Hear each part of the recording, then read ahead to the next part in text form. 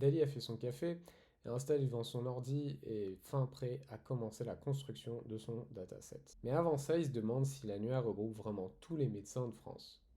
Si c'est le cas, il doit pouvoir y retrouver le nom de son dentiste.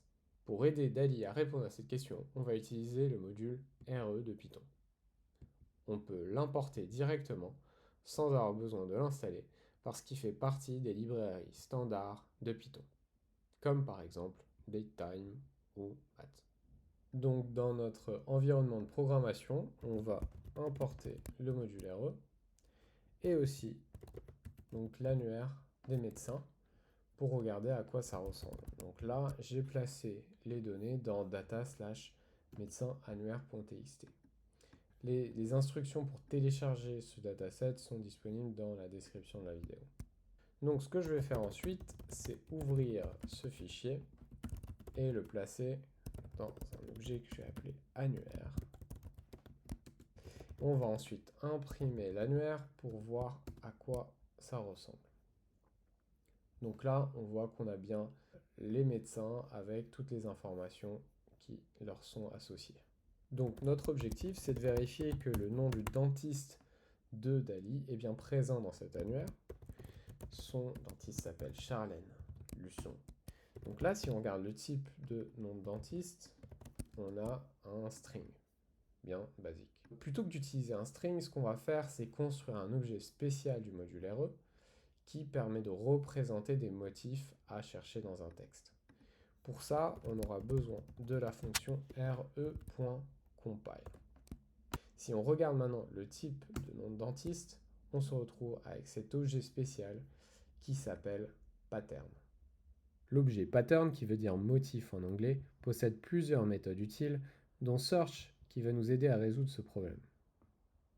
Après avoir créé l'objet pattern, on applique sa méthode search sur l'annuaire. Search va alors parcourir l'ensemble du texte jusqu'à trouver le motif recherché. Search renvoie alors un objet spécial, match, qui lui aussi possède des méthodes utiles. En particulier, la méthode group renvoie le motif trouvé. Bon, dans ce cas, ça n'a pas l'air de servir à grand chose, mais on verra son utilité plus tard. La méthode span, quant à elle, renvoie la position dans le texte du motif trouvé. Et si le motif est présent plusieurs fois dans le texte, la méthode search a pour particularité de s'arrêter dès qu'elle trouve son premier motif. Donc tous les motifs suivants sont ignorés. Et si le motif n'est pas présent dans le texte, search va parcourir l'ensemble du texte jusqu'à arriver à la fin, sans avoir rien trouvé. Au lieu d'un objet match, il renvoie alors none. Bon, résumons tout ça sur un exemple simple avec des chats, parce que j'aime bien les chats. Imaginons qu'on cherche le mot chat dans cette courte phrase.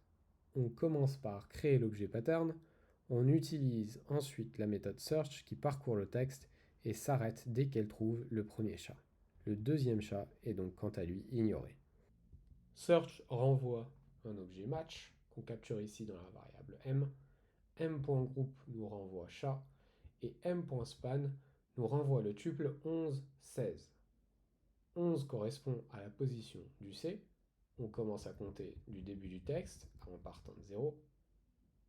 Et 16 correspond à la position du premier caractère après chat, ici la virgule.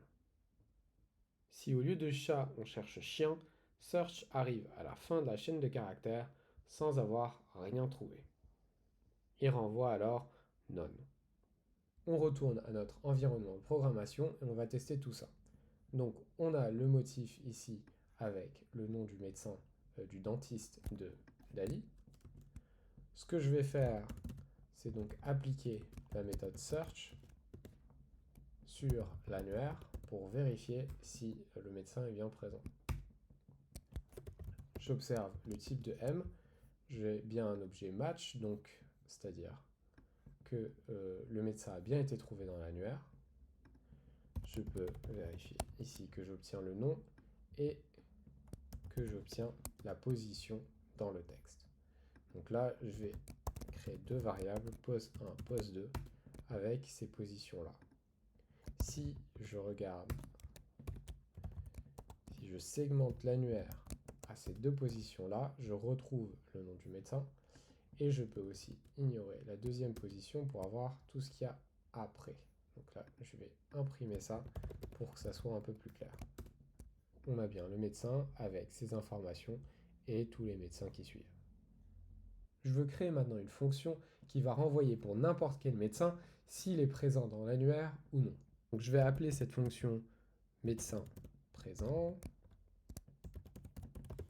Hop, ça va prendre en argument nom et annuaire. On va tout d'abord commencer par créer le motif. Motif est égal à re.compile de nom.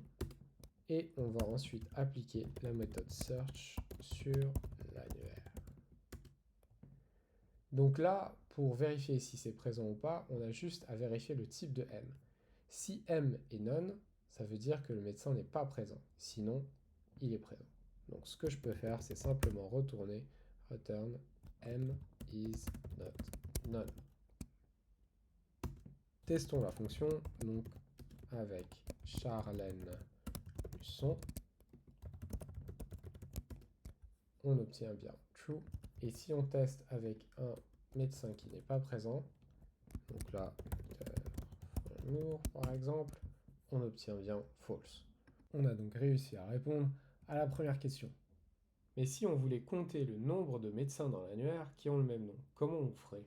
On a vu qu'avec search, ce serait pas possible. Parce que search, dès qu'elle trouve un motif, s'arrête et ignore les motifs suivants. Impossible donc de compter. Eh bien, c'est la question à laquelle on répondra dans la prochaine vidéo.